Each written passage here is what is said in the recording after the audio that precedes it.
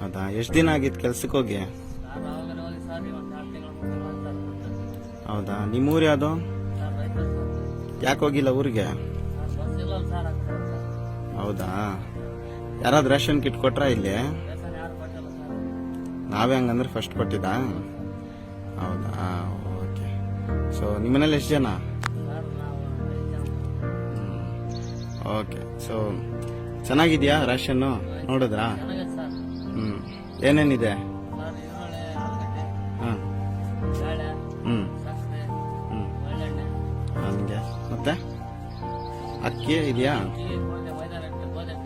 ಹೌದಾ, ಎಷ್ಟು ದಿನ ತಿನ್ಬೋದು ಅದನ್ನ? 20 ದಿನ ಆದ್ರೂ ಆಗುತ್ತಾ? ಹೌದಾ,